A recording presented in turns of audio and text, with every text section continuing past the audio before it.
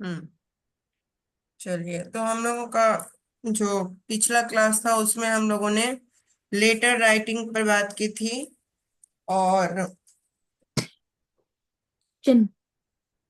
और चिन्हों पर। चिन्हों पर, चिन्हों। हाँ, विभिन्न चिन्हों पर। और चिन्ह को उपयोग करते हुए वाक्य लिखना था। जी। तो ये दो होमवर्क दिए गए थे, पूजा हुआ था होमवर्क। अंजलि, पुष्पांजलि, निरंजन, आप लोग थे क्लास में पिछली बार। पल्लवी, वैष्णवी, राखी। और ये कौन है? Imperfect human. Okay, very good name. ये नाम भी अच्छा है, नहीं? किसने आपका ये नाम रखा है? Impure imperfect. Sorry ma'am, I am travelling on train. नहीं नहीं, आपका नाम ही के आपके माता पिता ने ये सुंदर वाले नाम रखे हैं कि दादाजी ने? नो मैम, ये नाम मैं खुद रखा हूँ। खुद रखा हूँ, वेरी गुड। सर्टिफिकेट नेम से यहाँ जुड़िए, ये वाला अच्छा नाम है। बट इससे काम बनेगा नहीं। हम्म। Yes ma'am. तो क्या नाम है आपका वैसे? Roshan Ranjan ma'am. Roshan, very good. ये भी अच्छा नेम है, दोनों अच्छा है। चलिए, तो हम लोगों को पत्र लेखन में बात करेंगे। पत्र लेखन में क्या क्या दिक्कतें आएंगी? सभी म्यूट कर लें और एक एक करके बोलेंगे कि पिछली बार जो हम लोगों ने पत्र लेखन किया था, सभी लोगों ने पत्र लेखन किया अपनी कॉपी में?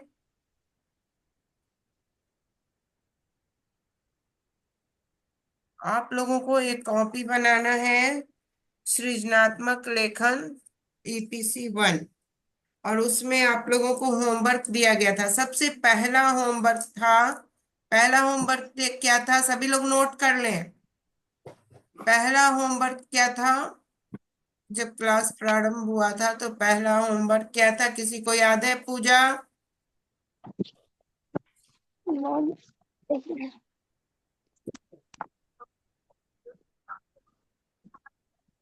सृजनात्मक लेखन क्या है, वो चीज थी पहले तो। हाँ, ये लिखना था, सृजनात्मक लेखन क्या है। क्वेश्चन लिखे सभी लोग अपनी अपनी रफ कॉपी में। और एक कॉपी बनाएंगे, उसमें लिखेंगे सृजनात्मक लेखन क्या है। पहला क्वेश्चन, सृजनात्मक लेखन में, ये क्वेश्चन एक हुआ। फिर अगला क्वेश्चन, सृजनात्मक लेखन में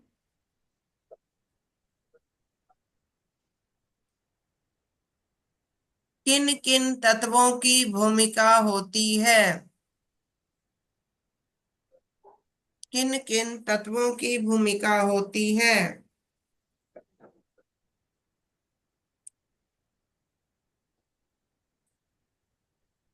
उसके बाद लिखिए तीसरा क्वेश्चन,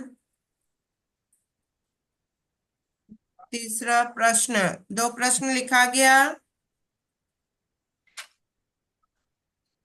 अब अगला प्रश्न लिखें।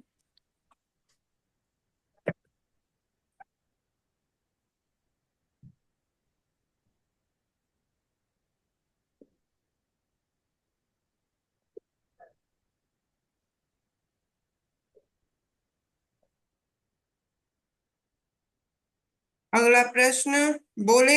ये दो प्रश्न सभी का क्लियर लिखा गया? Yes ma'am. ओके।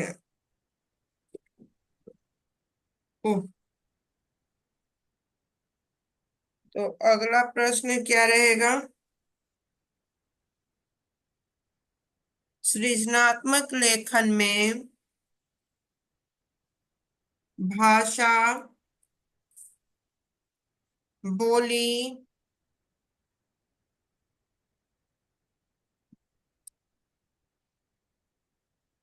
सृजनात्मक लेखन में भाषा, बोली, दृश्य,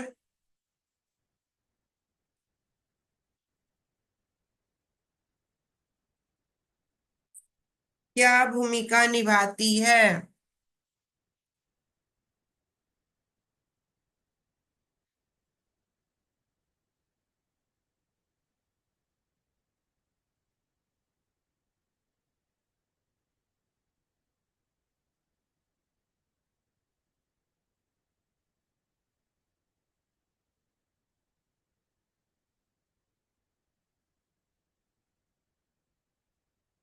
3 क्वेश्चन हो गया। सभी लोग लिख रहे हैं ना क्वेश्चन, प्रश्न? जी मैम। हम्म। अगला प्रश्न, ये तीसरा था कि चौथा? थर्ड था मैम ये। तीसरा अब था मैम। ओके, हमको लगता है फोर्थ था। नो मैम, अब होगा फोर्थ। अब होगा फोर्थ। ओके, तो चौथा लिखिए।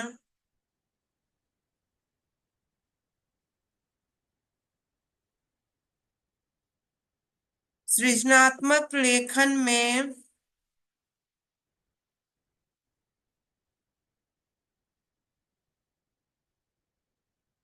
रीडिंग यानी पठन का क्या महत्व है? पठन प्रक्रिया का क्या महत्व है? Reading process, important of reading process in creative writing. Creative writing. सृजनात्मक लेखन में पठन प्रक्रिया का क्या महत्व है?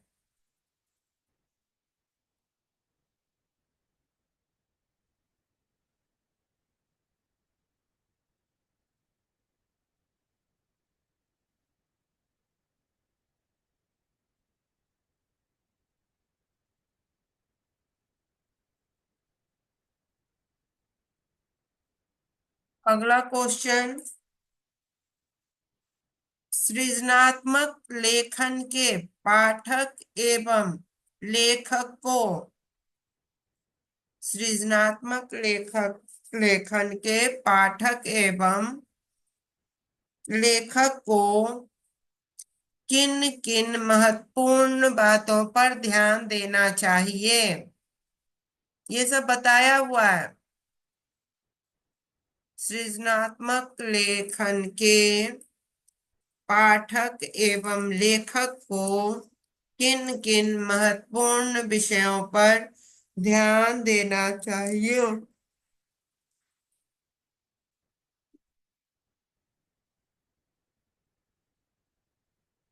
हो गया क्वेश्चन? जी मैम। कितना हुआ? 5 हो गया। 5 हुआ। जी।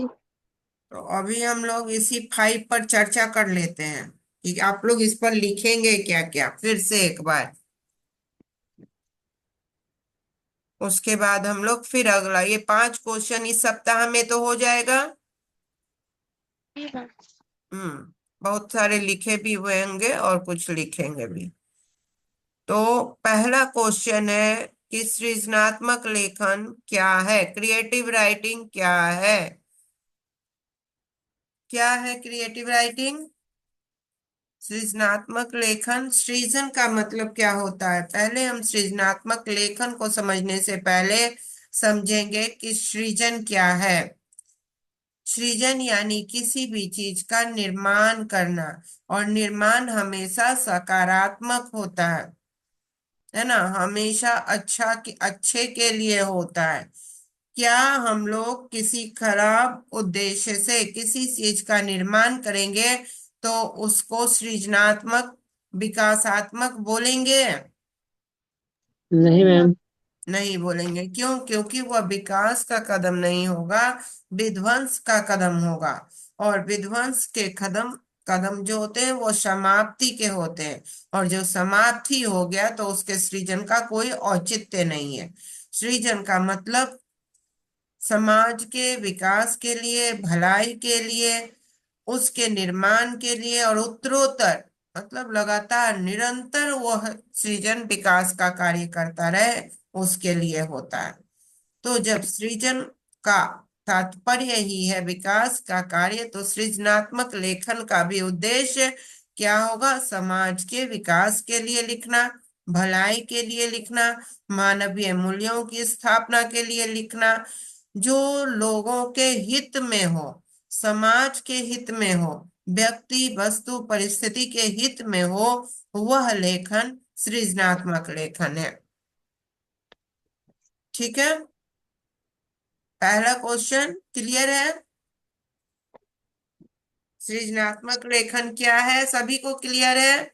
अब मान लीजिए कि आप एक स्टूडेंट हैं और आप परीक्षा पास करने के लिए पढ़ाई कर रहे हैं। आपको एक टेक्स्ट बुक मिला, उस टेक्स्ट बुक में एक क्वेश्चन है। ये हमारा एक टेक्स्ट बुक है और इस टेक्स्ट बुक में एक क्वेश्चन आया, प्रश्न आया हमें परीक्षा में लिखने के लिए कि आ गया प्रश्न दीपावली का के बारे में, दीपावली पर निबंध लिखे। अभी अभी दीपावली गया है तो हम लोग लिखते हैं दीपावली पर एक निबंध लिखे। एक प्रश्न आया ये कि आपको एक दीपावली पर निबंध लिखना है।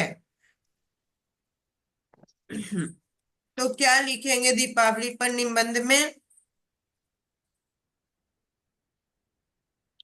दीपावली के निबंध में क्या लिखेंगे कि दीपावली में दीप जलता है, बहुत सारे घी जलते हैं, घी की बर्बादी होती है, मिट्टी के दिए दूसरे दिन फोड़ दिए जाते हैं, वह खत्म हो जाता है। ये मतलब एक दिन का प्रकाश होता है और फिर कितने चीज बर्बाद हो जाते हैं। पटाखा जलता है, वातावरण में प्रदूषण हो जाता है, आतिशबाजी खराब है, पूरी दीपावली वातावरण को खराब कर देती है। दीपावली का पर्व कभी नहीं मनाया जाना चाहिए। ये लिखेंगे? No ma'am. तो क्या लिखेंगे? हम हाँ सकारात्मक सकारात्मक बातें लिखेंगे मैम। हाँ, मैम, आप जो भी बोले उसका उल्टा। है है ना। हम लोग क्या लिखेंगे कि दीपावली दीपों का त्योहार है, यह अंधेरे पर उजाले की जीत है। इस दिन भगवान राम जब युद्ध में विजय हुए थे और घर आए थे तो उनके आगमन की खुशी में मनाया गया था। पूरे वातावरण में लक्ष्मी से जुड़ा हुआ है, समृद्धि का प्रतीक है। तो यह खुद समझ में आ गया कौन सा सकारात्मक है और कौन सा नकारात्मक है। जी मैम। जो पहला वक्तव्य था उससे क्या होगा, पूरे समाज पर निगेटिव इम्पैक्ट पड़ेगा, लोग घृणा करने लगेंगे, लोग इस पर्व के बारे में निगेटिव सोचने लगेंगे और इस पर्व से दूर हटने लगेंगे। तो यह समाज को जोड़ेगा या तोड़ेगा? तोड़ेगा। तोड़ेगा, हमारे परंपरा को तोड़ने वाला वक्तव्य हो जाएगा। तो यह असृजनात्मक लेखन हो गया। उस लेखन को समाज के द्वारा मान्यता प्राप्त नहीं होगी और वह कुछ दिनों बाद वह समाप्त हो जाएगा, कोई उसकी ओर नहीं देखेगा, उसके लेखक घृणा के पात्र होंगे। क्या उनको नंबर मिलेगा परीक्षा में? नहीं मैम। जो परीक्षा में लिख के आ जाएंगे बच्चे चीजें, तो उस अपने मन से सही लिखा, उसके मन के अनुकूल दीपावली में उसको जो पता चला उसके हिसाब से चीजें एकदम शुद्ध हिंदी में या भाषा एकदम सही अंग्रेजी में लिखे, उर्दू में लिखे, फारसी में एकदम शुद्ध शुद्ध लिखा रहेगा, कोई स्पेलिंग मिस्टेक नहीं रहेगा, वाक्य विन्यास बहुत सुंदर रहेगा, अक्षर के सुंदरता सौंदर्य बहुत रहेंगे अक्षर में, और चीजें एकदम बेहतरीन ढंग से एकदम देखते लगेगा मोती जैसा अक्षर है, कितना सुंदर लिखा हुआ है। सब चीज होते हुए भी क्या टीचर उनको नंबर देंगे? No ma'am. नहीं देंगे, क्योंकि तथ्य गलत लिखा होगा, तथ्य सही नहीं होगा। विचार आपके सही है लेकिन जो उस विशेष व्यवस्था से जुड़े हुए वक्तव्य हैं वह समाज के द्वारा मान्यता प्राप्त नहीं है, तो उसे स्वीकृति नहीं मिलेगी और हमारा नंबर हो जाएगा 0। 10 नंबर का मार्क्स है तो ऊपर हो जाएगा 0। या सुंदर अक्षर के लिए 1 नंबर मिल गया तो 1/10 मतलब फेल, है ना। तो सृजनात्मक लेखन सिर्फ यह नहीं है कि अलग से जो कथा कहानी हम लिखते हैं वही सृजनात्मक लेखन नहीं है, बल्कि हम एजुकेशन सिस्टम में, शिक्षा के क्षेत्र में, पढ़ाई लिखाई में, कभी भी किसी भी विषय में कुछ भी लिखते हैं तो उसके भाव सृजन के होने चाहिए। यदि वह भाव सृजन के नहीं होते हैं तो वह हमें उचित, सही जो हमें उसका प्रतिफल मिलना चाहिए वह नहीं मिलता है। क्लियर है? जी। बात समझ में आई? जी जी मैम। मैम। हाँ।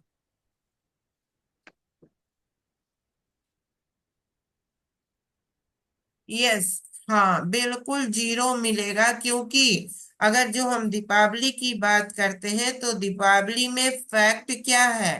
फैक्ट यह है, दीपावली पर्व की प्रारंभिक इतिहास क्या है।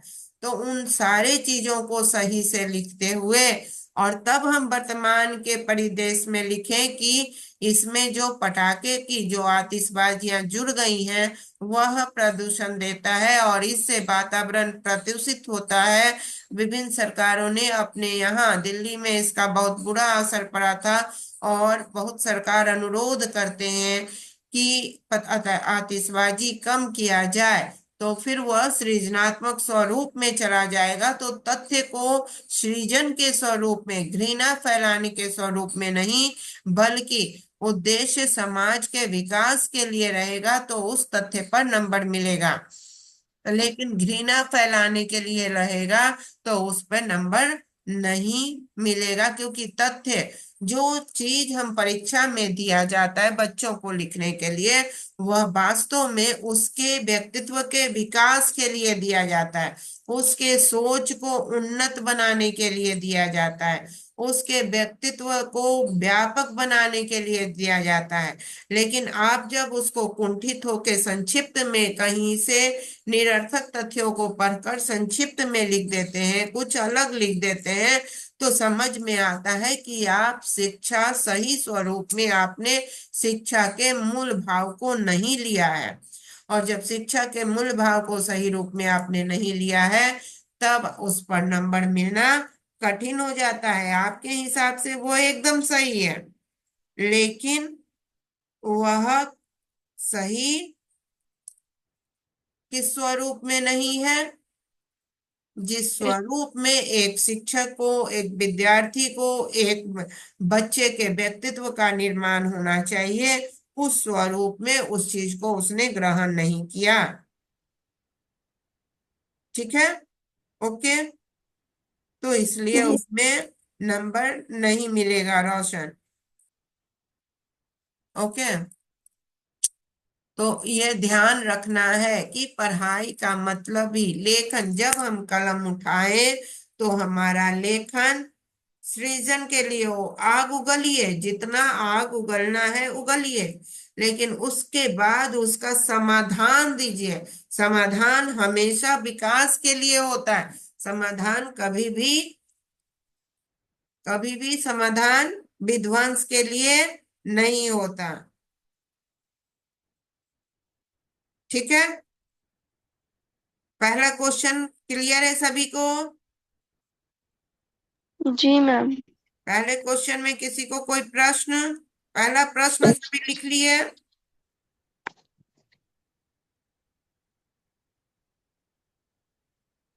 हाँ या नहीं भाई? कोई बोल नहीं रहा है। क्यों है? एक ही लड़की बोल रही है, काली पूजा। सिर्फ पूजा ही क्लास में है? नहीं मैम, क्लियर हो गया।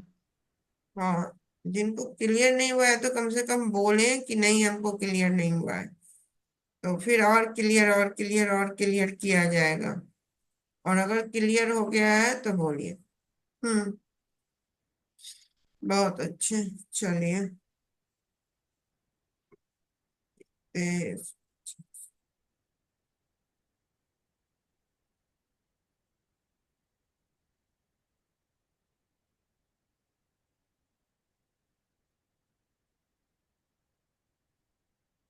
हम्म। ओके, तो दूसरा क्वेश्चन अब क्या हो जाएगा? क्या है? सृजनात्मक लेखन में किन किन तत्वों की भूमिका होती है? हाँ, तो किन किन तत्वों की हो जाएगी? जो पहला हम लोगों ने इससे डिस्कशन किया, उसी डिस्कशन से आपको आ जाएगा कि किन किन तत्वों की भूमिका होती है, क्या क्या सोच, क्या क्या चाहिए। तो सृजनात्मक लेखन लिखते समय सबसे पहली शर्त क्या होगी? सकारात्मक सोच, थॉट, पॉजिटिव थॉट पहला हो जाएगा कि हमेशा हमको निर्माण की बात सोचनी होगी। दूसरा, सुंदर भाषा, लैंग्वेज सही होना चाहिए, शब्दावली सही होनी चाहिए ताकि हम सही स्वरूप में चीजों को रख सकें। और क्या होगा? तीसरा क्या होगा? लैंग्वेज हो गया, और क्या होगा? पहली सोच, फिर भाषा, फिर सोच, भाषा, और क्या भाषा, होगा? तथ्य। जो हम प्लॉट निर्माण करेंगे किसी चीज का, तो उससे हमारा मैसेज बहुत बढ़िया जाना चाहिए, वह होना चाहिए। और हम उसमें व्याकरण। हाँ। समझ बोलिए। हम समाधान भी तो होना चाहिए ना उसमें। हाँ, समाधान होना चाहिए। किसी भी समस्या पर अगर हम लिख रहे हैं तो समाधान होना चाहिए। बिना समाधान का लेखन नहीं होगा। अगर किसी भी सृजनात्मक लेखन में किसी समस्या को उठा रहे हैं तो उस समस्या का समाधान भी आपको देना होगा। प्रश्न चिन्ह उठा रहे हैं तो समाधान भी उसका देना है। समाज के सामने प्रश्न रख रहे हैं तो थोड़ा आप अपना अंतिम जो अनुच्छेद होता है उसमें अपना पक्ष रखते हुए, समाधान रखते हुए आप प्रश्न उठा सकते हैं, लेकिन आपको समाधान परक लेखन होना चाहिए। उद्देश्य परक, एक निश्चित उद्देश्य होना चाहिए लेखन का कि आप क्या देना चाहते हैं। उद्देश्य, निश्चित निश्चित उद्देश्य। और लास्ट में निष्कर्ष भी तो। निष्कर्ष। और ये हाँ, किसके लिए लेखन कर रहे हैं आपको? जिन किसी उम्र के, किस उम्र के बच्चों के लिए लिख रहे हैं, किस स्तर के लोगों के लिए लिख रहे हैं, उसके उद्देश्य पर ध्यान देना होता है।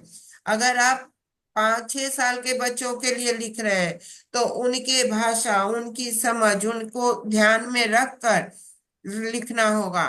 तो समाज, व्यक्ति, वस्तु और परिस्थिति, इन सभी के समझ के साथ आपको लेखन करना होगा ताकि जहां यह जिसके लिए आप लिखें वहां वह समझ सके। अगर क्लास 9th के लिए लिखेंगे तो क्या क्लास 1 के स्तर का लिखेंगे? No ma'am. नहीं, क्लास 9 के बच्चों का मनोविज्ञान हमको समझना होगा और उस मनोविज्ञान से हमें लिखना होगा। तो सृजनात्मक लेखन में बहुत मनोविज्ञान का बहुत ध्यान रखना पड़ता है। ओके। अच्छा, तो दूसरा क्वेश्चन क्लियर। तीसरा बताइए। सृजनात्मक लेखन में भाषा, बोली बोली क्या भूमिका निभाती है? हाँ। भाषा एवं बोली है ना।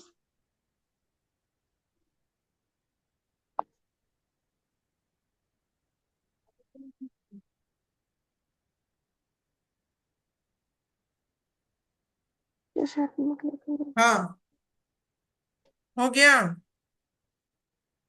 तीसरा क्वेश्चन में भाषा बोली तो वो समझ ही गए कि भाषा के व्याकरण पक्ष मजबूत होने चाहिए, शब्दावली मजबूत होनी चाहिए। भाषा और बोली में क्या अंतर है? भाषा जो लिखते हैं ना मैम। हाँ, बोली भी लिखते हैं। बोली का क्या होता है? क्षेत्रीयता का पुट होता है। और भाषा जो होता है वह मानक होता है। ठीक है, उसके एक मानकीकरण की जाती है। मानक हिंदी, मानक उसका निश्चित व्याकरण होता है, निश्चित शब्दावली होती है, निश्चित तरीका होता है।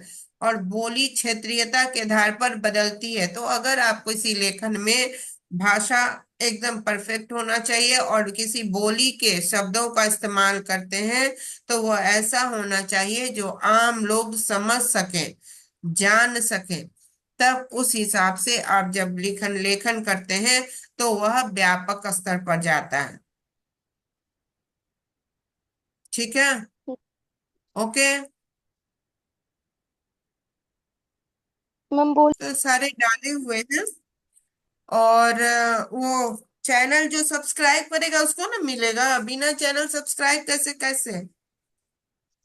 तो जी चैनल मेरा सब्सक्राइब कीजिए, आप लोगों के लिए उस पे सारे ये डाले हुए हैं, और नहीं जो डाले हुए हैं वो डाल दिया जाएगा। तो ये हो गया, 4 क्वेश्चन क्लियर हो गया। बोली समझ में आ गया पूजा? जी मैम, क्षेत्रीय भाषा। क्षेत्रीय भाषा जो होते हैं वह, आपकी क्षेत्रीय भाषा कौन सी है? मैथिली। मैथिली है, और मैथिली को अब संविधान से भी मिल गया अधिकार, तो वो एक आधिकारिक भाषा भी हो गई। ठीक है। अच्छा। हम्म। तो इस प्रकार से, हाँ, 2 मिनट।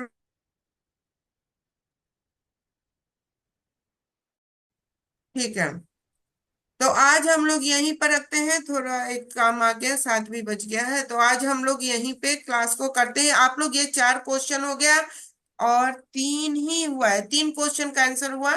चौथा क्वेश्चन कौन सा है? सृजनात्मक लेखन में पठन प्रक्रिया का क्या महत्व है? तो पहले आप लोग ये 3 क्वेश्चन पूरा कीजिए आंसर, और पत्र लेखन, एक पत्र लेखन लिखना है फिर से बढ़िया से। प्रेम पत्र लिखना है, किसको प्रेम पत्र लिखना है?